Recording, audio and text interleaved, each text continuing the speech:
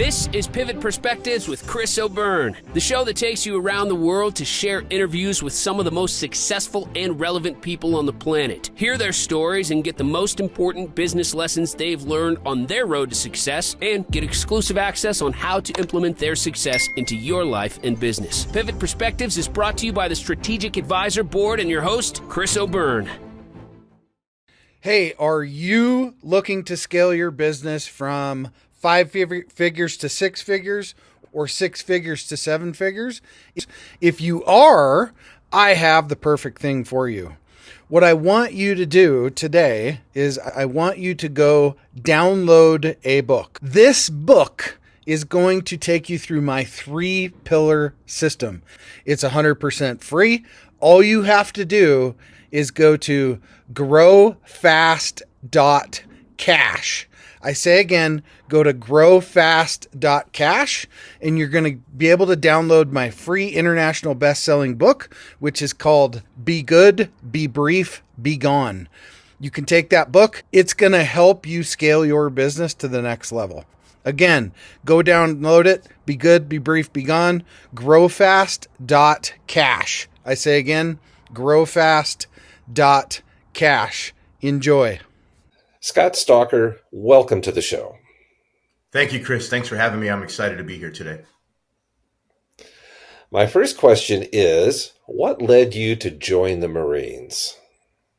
Yeah, I think there's 2 answers to that. And this was in the early 90s. So as I tell people, I joined last century. But one, I didn't have the best upbringing, and I don't necessarily need to dive into that. But the bottom line is, some of the things that I wanted and sought out at home, I didn't have. And certainly a lot of folks had more challenges at home, but they were, the conditions were set where I knew one thing and one thing only: I didn't want to be there. And so I struck an agreement with my high school principal, which allowed me to take all of my classwork home, to finish high school a year early, to join the delayed entry program at 16, and then to enter at 17. I went as fast as humanly possible. And I tend to be that way as a person. When I set my mind on something, I find out how to do it as quickly as possible. The other reason I mentioned too is I met my uncle early in my life, and he was a Marine. He retired from the Marine Corps. Sadly, he succumbed to suicide years later. But seeing him and how proud he was and the discipline he had, and talking to him about the pride of being a Marine, I knew that I wanted to be like him. And so both my upbringing from my parents' side, which made me want to get out of home, but then also my family member showing me what right looked like. And that really got me to join the Marine Corps. It wasn't for school. It wasn't for glory. It was for those 2 reasons. Now, you worked in intelligence, but most people don't even know what that means. Can you describe what a typical person working in intelligence does from day to day? I can. And I'd also like to let the audience know, like, when you look at someone's bio, normally there's a lot of great things in there. And that's because we get to edit it. We get to choose what goes in there. The truth is one, I didn't sign up to go to Intel. I signed up to go to infantry. And I took a test and did well enough that they said, hey, we'd like you to try out Intel. But I also came in the Marine Corps a fairly arrogant young man, overly confident of his own wisdom. And so I didn't try at all at Intel school. And I graduated dead last in my class, almost failing. And that would have guaranteed that I didn't go Intel. So, if it wasn't for some leadership and a couple needed kicks in the behind, I likely wouldn't be sitting here right now with you as an intelligence professional. But I did graduate, and I went on to serve at places like DIA and NSA, and in combat with 7th Marines and other organizations. And what an intelligence professional does is basically use all of the sources and methods at their disposal, whether that is humans collecting intelligence, collecting signals, collecting imagery, today using open source tools. If you can find it online somewhere, in social media, whatever you can do legally. So obviously, as an American citizen, not collecting on Americans or in America, but against our adversaries and foes, collecting all of that information and doing as best you can understanding the historical norms of your adversary, making an assessment on what you believe is likely going to happen with the enemy. What are they going to likely do next? What's their most likely course of action? What's their most dangerous course of action? And you take that most dangerous based on what equipment they have, what training they have, what they've done in the past, the will of their leader, and you make an assessment. You make basically a best guess, and you put your name out there. You say, hey, this is what I think is going to happen based on all of the collected intelligence, and you analyze that, realizing that a couple things happen. One, Mother Nature always gets a vote. The weather, right? You can look at COVID. You can look at the weather. The weather gets a vote on things. The weather will decide if you can conduct operations, if you can fly aircraft. Certainly the enemy gets a vote, and we get a vote as we conduct operations. They will adjust to our actions. And then the terrain gets a vote. And the terrain is critical because there's just certain. I've actually been in Vietnam, in the jungles of Vietnam. I have a great respect now for those that served in the Vietnam War that had to go through the jungles there. The terrain is almost impossible to move in. So the terrain gets a vote. And so you have to take all of those factors into account, and then give the commander your best assessment. And then decisions are made from there. So that's in a nutshell, especially at the tactical level, what intelligence and intelligence analysis is. So it sounds like you have to be, one, very good at details, but two, also have the perspective of the big picture. What kind of thinking models helped you be a good intel officer? Yeah, the greatest tool I think anyone can have is curiosity.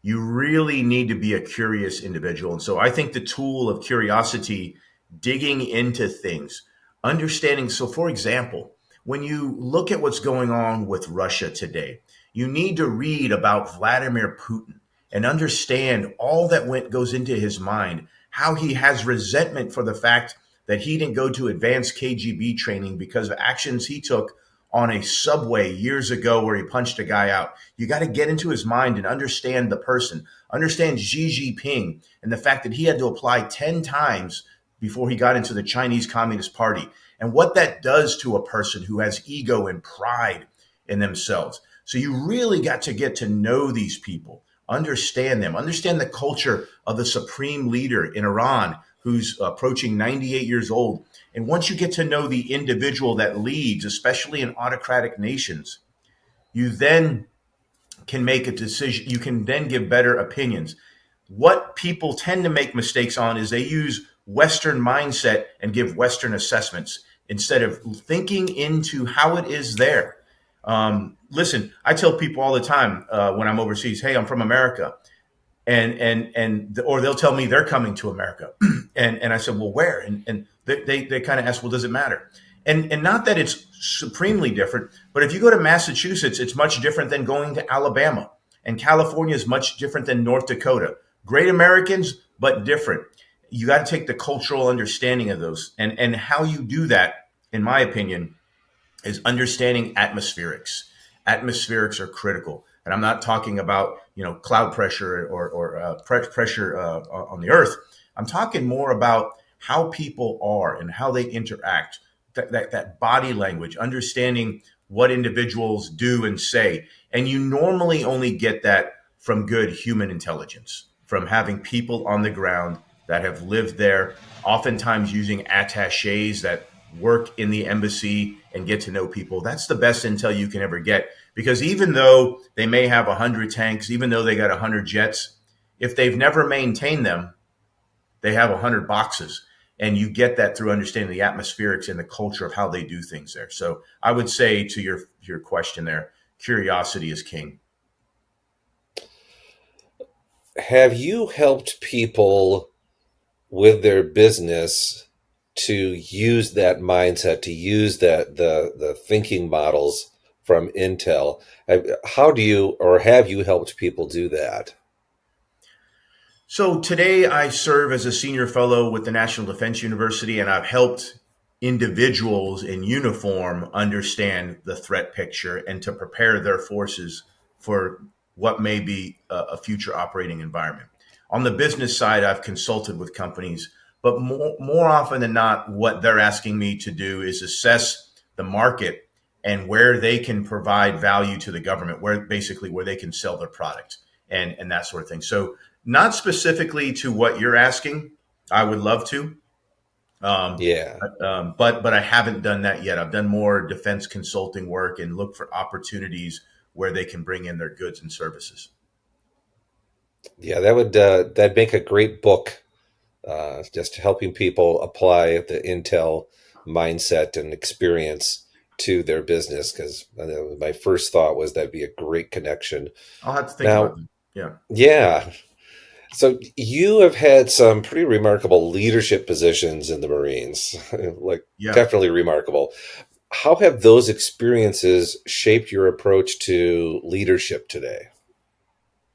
Well, I tell people all the time one of the greatest Christmas presents, one of the best gifts you can get is stress. Stress is a beautiful thing.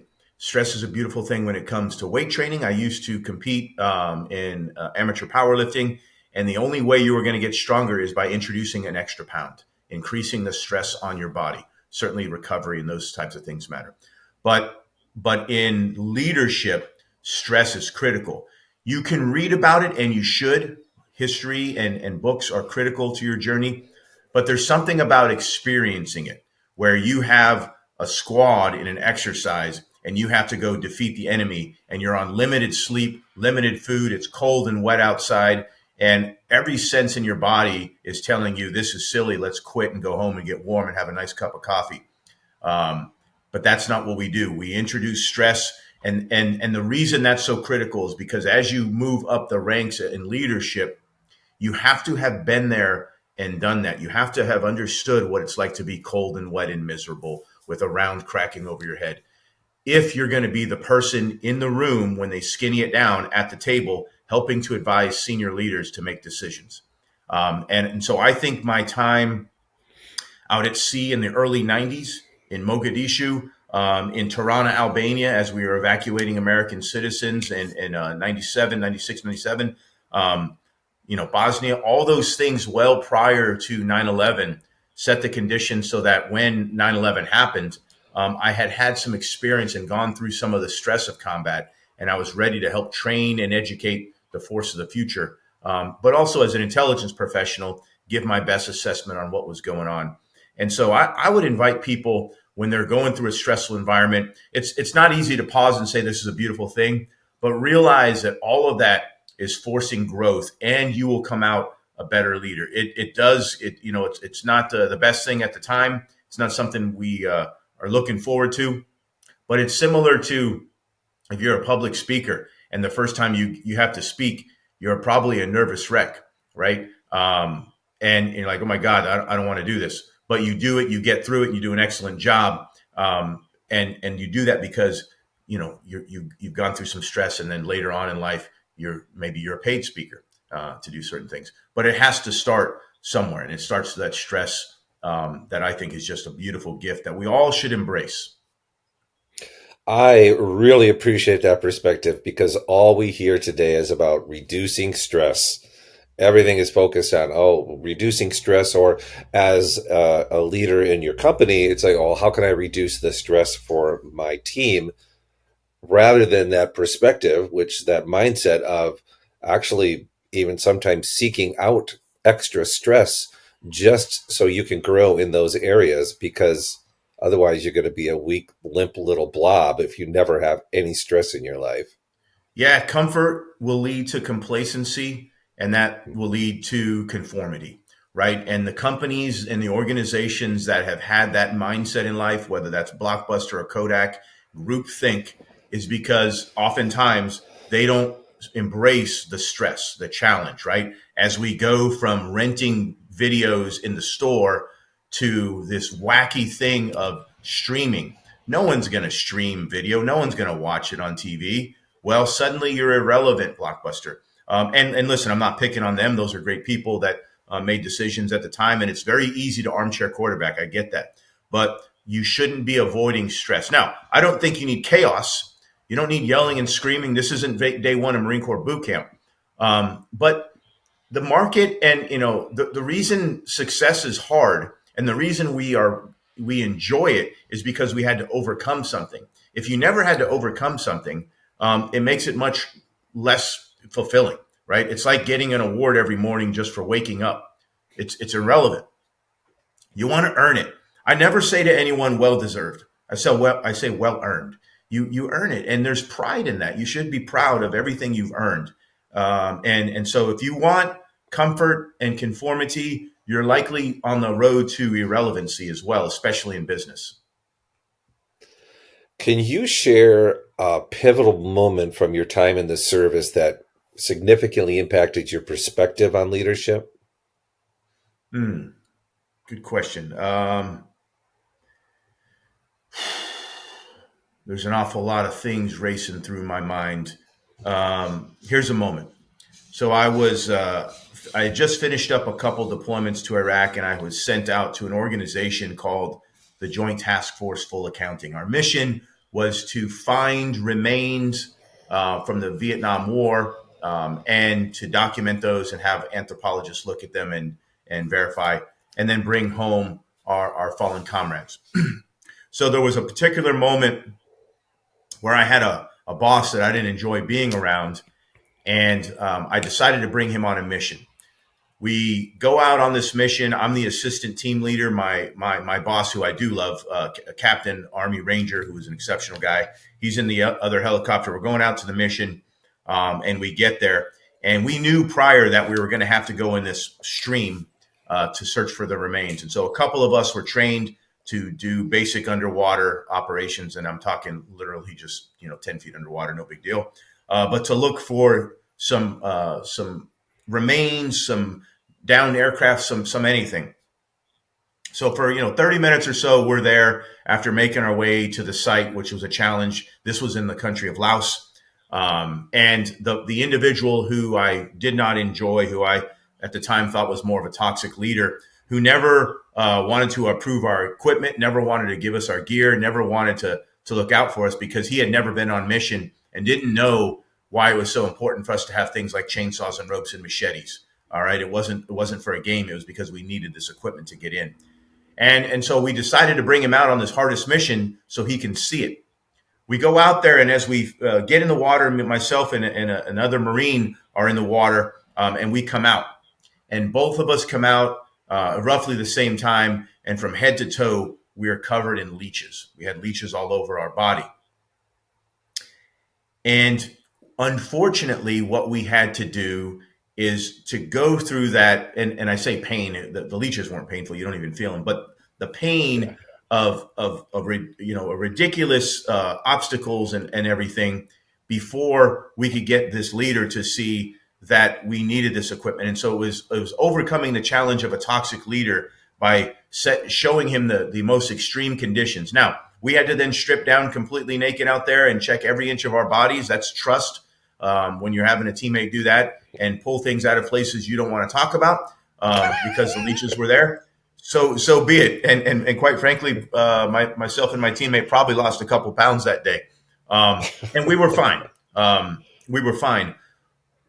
The point is, you're going to engage with leaders that don't always get it. And it's up to you as a person to find an effective way to communicate that to him. I had failed to talk to him. I had failed to write the reports properly. I'd failed every time to get him to see why we needed the equipment. And so finally I decided, let's bring him out and show him why we need this. And it clicked right away. So that was a lesson, of failure, finally success. And then the team, we were able to get the equipment we needed and be much more successful in Laos and Vietnam. So how have those values you learned in the military influenced the way you coach clients? I think the Marine Corps by far has had the greatest impact to me ever. We've got a bad egg or two in the Marine Corps, and I know people have had a day or two that have challenged them, but everything about the Corps, I deeply love. It's ingrained, as I say, it's tattooed on my soul.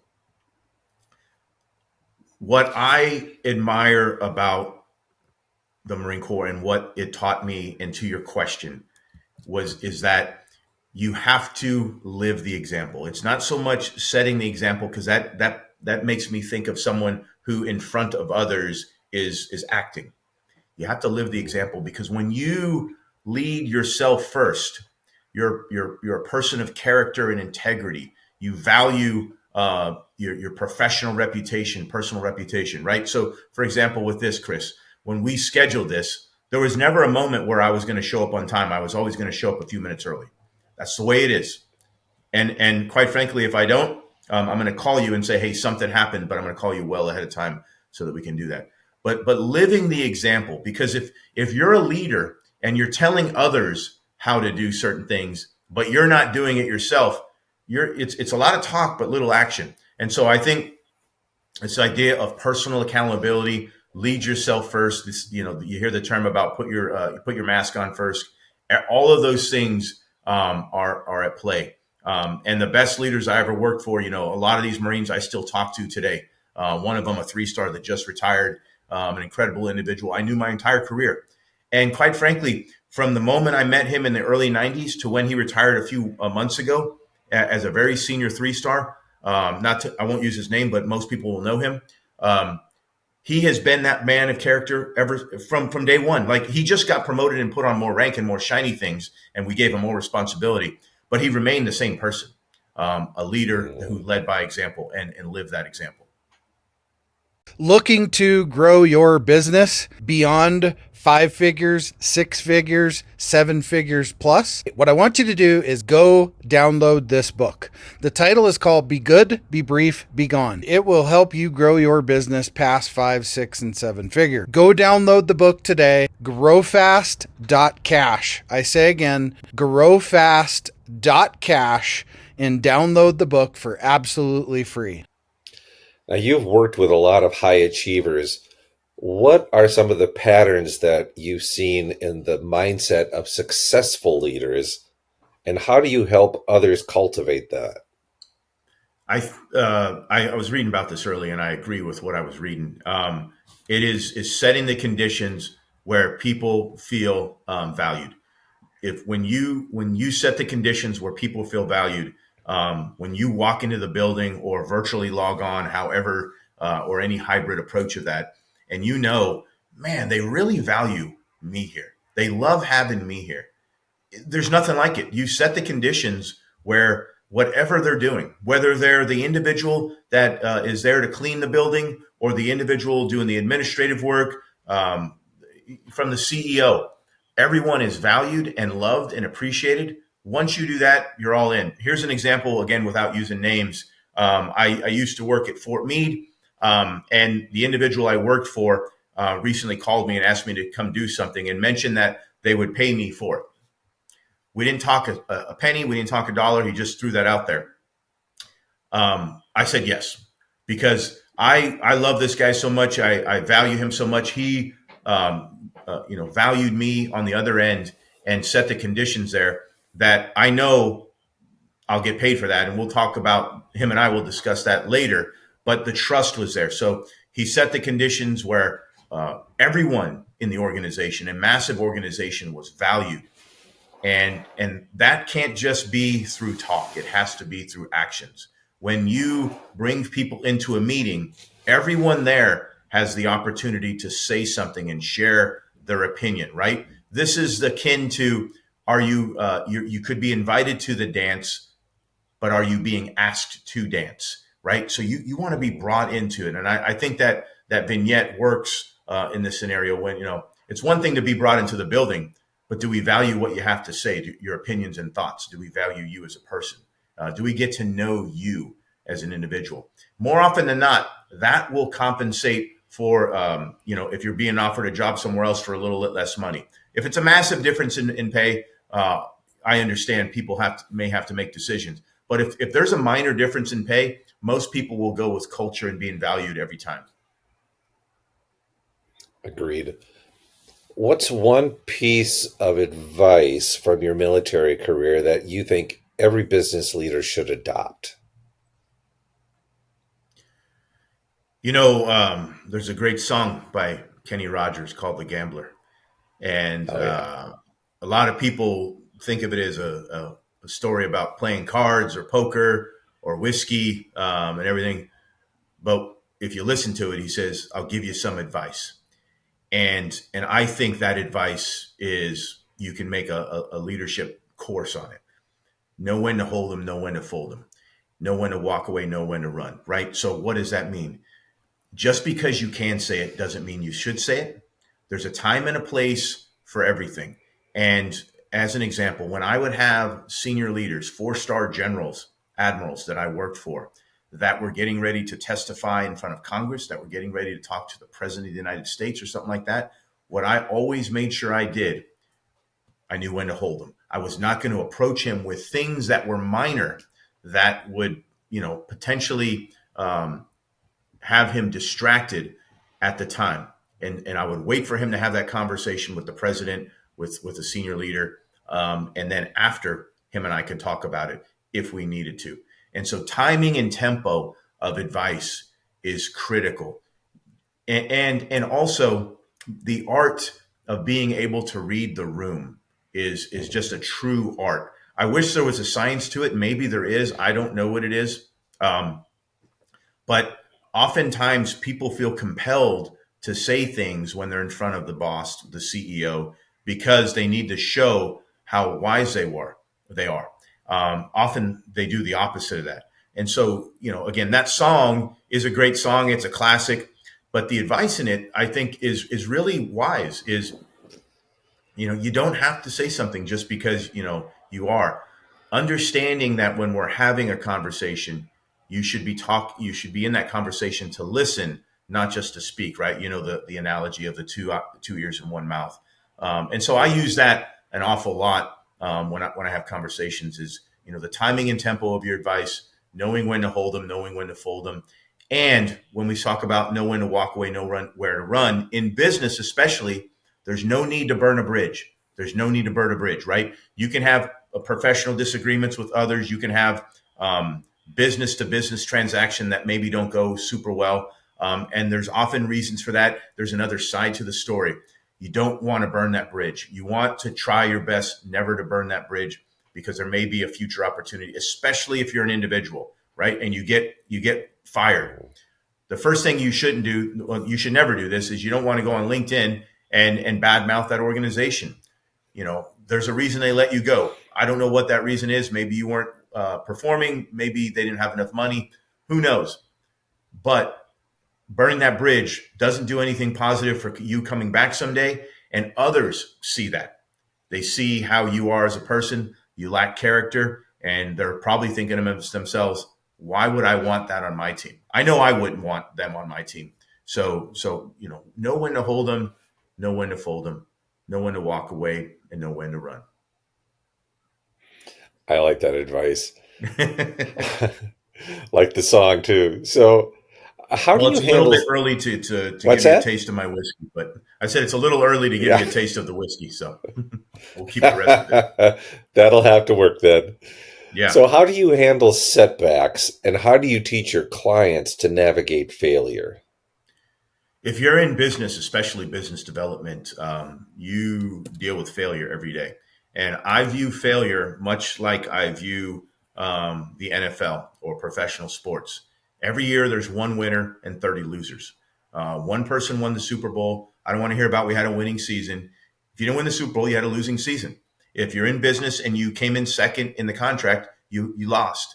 That doesn't mean you got to beat yourself up, but that means the first thing you need to do as a team, as a core group of leaders, is figure out, one, what you did wrong and how you can improve, and two, what did the winning organization do to get that contract so that you can improve. Just sitting around moping about the fact that you didn't get a contract doesn't do any good. The goal is to figure out what you could have done better. What did the team that got the contract do that did win, right? Maybe they offered a service for less money. Maybe they offered a better service. Maybe they had better people, better talent on their team. Who knows? But I think, ultimately you're going to, in the world of business development, of trying to get contracts, of capture, of all of these things, of growth, more often than not, you're gonna probably every day experience some form of losing, of some form of not winning. And it's really important to have those conversations of how you can improve. I've been with a couple companies that, will sit around and badmouth and spend time, saying, that should have been us and everything like that. That doesn't serve any purpose. Maybe you feel good about yourself for a little bit, and you get to, express some drama.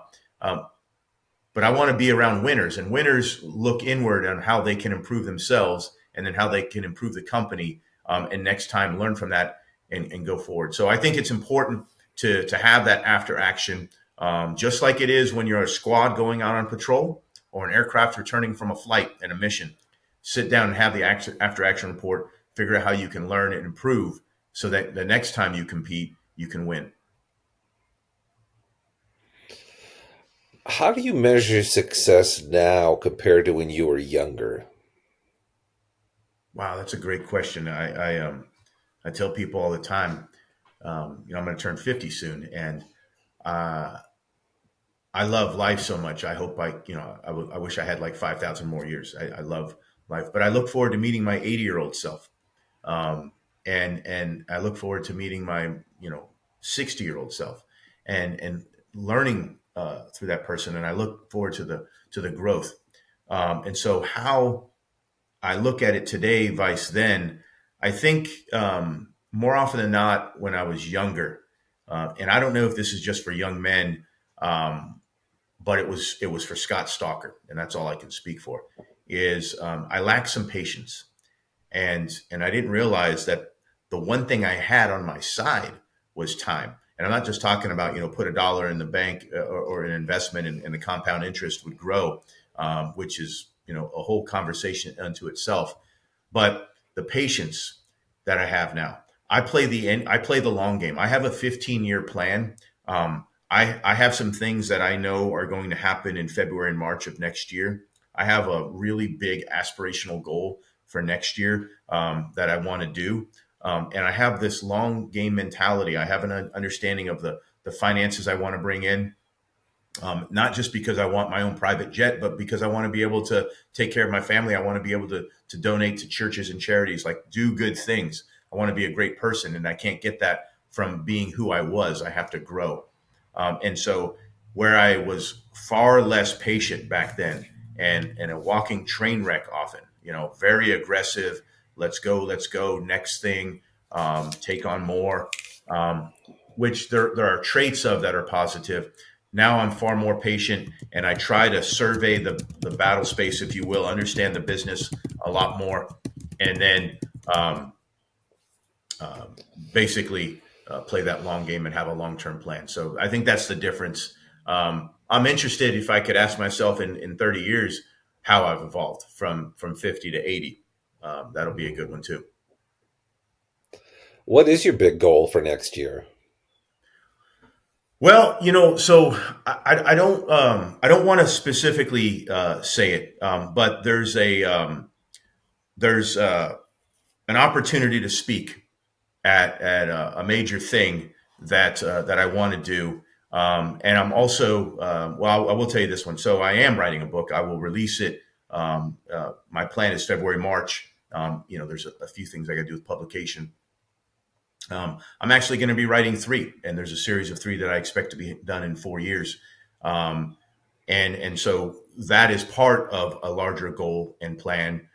And then I want to do this big engagement at a speaking event. So I'm planning through that. I'm tailoring my remarks, and then I'm slowly working up to that, because what that's going to do is get great visibility. It's going to allow me to take on more keynote speaking engagements, which is something I probably love more than anything from a business perspective, and then be able to get my books out there to sell more too. So it's kind of a trifecta of things that I've got planned going forward, and I have it timed specific to when things need to release and when that event happens. I've got it timed perfectly. However, just like the enemy, weather, enemy terrain, like people get a vote. And if I don't perform well, if I don't do well enough, then I may have a setback. And if I do have a setback, I'm not going to sit around and mope. I may be disappointed for a little bit, but I've got to reflect on that and see what I could have done better.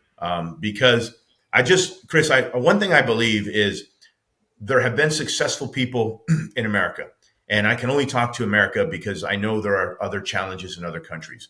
But I'm blessed to be an American and live in America, and many of people that will hear this are. And people have been successful in America, which means I can be successful, and I will. And I may have setbacks along the way, but I'll find the way to get there. And while there are a lot of documentaries about people being successful, I view it as I'm in my documentary right now, and I'm on that journey and that path, and I visualize this and I've seen this, and so I know it will happen. I just don't know exactly how, and I'm trying my best to map that out. So, what personal routines or habits have you kept from your military days that continue to benefit you? This is a great question. Habits of thought lead to habits of action. I say this all the time, some of them are minor, right? But I don't allow certain things into my mind. I don't watch the corporate news, as I call it, kind of the Jerry Springer of today. I never watch it because all they do is they feed you their opinion. We know which news company in America is going to tell you which opinion. Like I can't understand how anyone would sit and watch this stuff. And it's basically the evolution of Jerry Springer. It's not journalism. It's certainly not news. So I don't allow that in my house. I don't follow people or do business with people that are spouting that stuff on social media, because it leads to habits of thoughts, and those habits of thoughts lead to habits of action. That's minor. One of the things I actually changed as I retired is I quit drinking, and I did that I didn't have a DUI, I didn't get in trouble or anything, but I realized I had grown up in a culture where, it's really glamorized, and that's kind of what you do is you have the beer with the guys. But it became a little bit too much, and I had to invoke a little discipline in my routine because I do much of my work from home. I'm getting ready to go to a venue later for some veterans, but most of the time I'm mobile and I'm doing things from home or from the airport or wherever. And I found myself having a cocktail or two at noon and just doing some things that I didn't think was wise.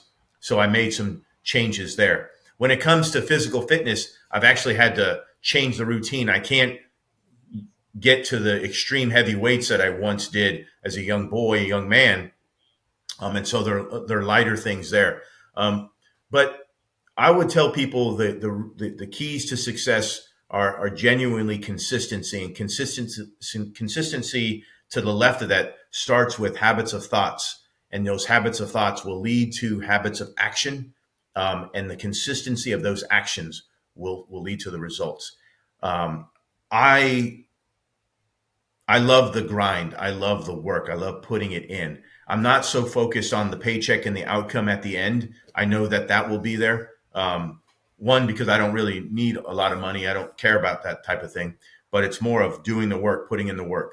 I think if I were to win the lottery today, I would still do this type of work because I genuinely love it. And it's a passion in the grind, especially speaking and sharing my thoughts on leadership. What advice do you have for someone just starting out in business? Someone who has decided that they want to start a business and that's where they're at. I would tell you, have someone in your life. It's not so. Let me talk this through before people hear the word mentor and shut it off.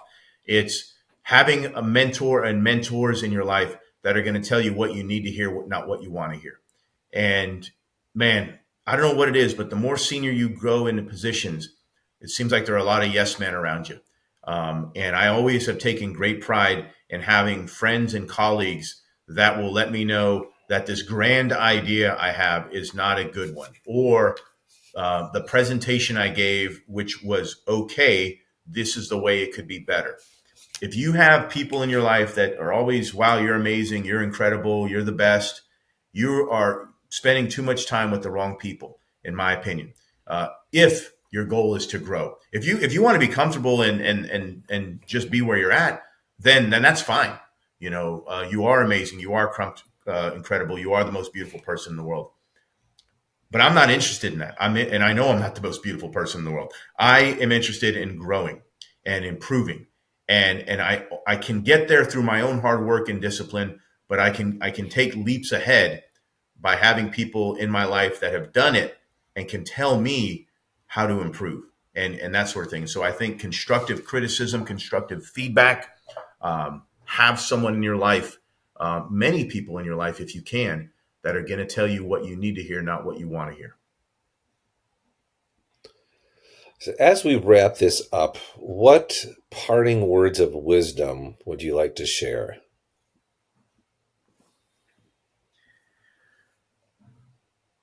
I'll use a tactical vignette in the Marine Corps, and I'll translate this to business. Every single day, every single minute, improve your fighting hole. Wherever you are, improve your position. Meaning, if you are a intern and you have a desk that you're only there for 8 hours, and then someone else, uses that desk, improve it. Everything you do, improve it. Everything you do, try to make it better. I tell my daughters this all the time. Hey, why is this on the ground? They'll usually say, I don't know, Daddy. I didn't put it there. Well, are you a stalker? Is it in stalker's house? Then we improve it. Then everything we do, we want it to be better in our lives. And so try your best to take on things that will make you uncomfortable, because that will improve you. Try to take on things that you may think, I don't know if I'm ready for this yet. You likely are ready for it. And even if you're not, who on day one is as good as they were on day 300? You're always going to improve. So take on those new challenges. Have a little bit of confidence in yourself. And the one thing I will tell people, because I've seen this at the highest level, is be nice to yourself. Like you're going to make mistakes, but you don't have to, really tear yourself down. Did you do it, with integrity? Did you do it based on the best information you had, and you made your best decision? Maybe it didn't go right. That's fine. But everything you do, wherever you are, improve that. Improve yourself. Constantly do that. And last but not least, help others, especially when you get to a position of seniority. I'm going to go do a veterans event, like I said, here shortly. I won't get a penny for it. I don't want a penny for it. I don't care about a penny. But I hope that even if I only get to engage with one person, that I help them, that I give them advice that will inspire them to make a decision, that will make them think about an opportunity, and give them the opportunity to succeed. So improve your fighting hole every day, wherever you're at. Make things better, make yourself better, and then also help others out. And if you can do that and be a person of character, you'll find this attraction that people have. They want to be around you. They want to call you. They want your advice. And as you give more and more, you start getting more and more.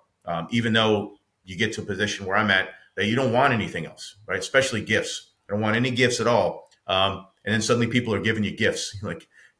So it's an interesting beast. But I think those two are what I would tell people. And then maybe let's talk to my 18-year-old self and tell you to have a little bit of patience. That's great advice for becoming a great leader as well. I think great leaders strive to all of those. Thank you so much for that. And thank you so much for coming on the show today. Thank you, Chris. I appreciate it. Thank you very much. Hey, we all want to scale our business. Hey, I have the answer for you today to help you do that. If you're looking to scale from 5, 6, even 7 figures and beyond, book called Be Good, Be Brief, Be Gone. I'm going to give it to you for free. All you have to do is type in growfast.cash. I say again, growfast.cash, and you can download the book for absolutely free. I hope the book helps you this year.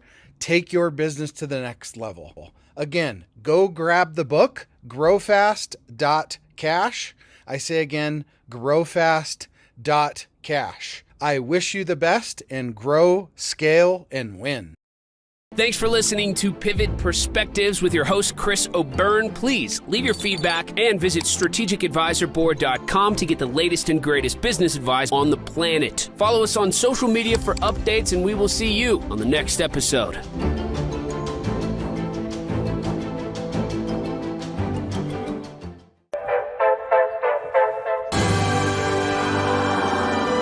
There it is. Magnum. Holy moly. Yeah, baby! That's what I've been waiting for! Dear God.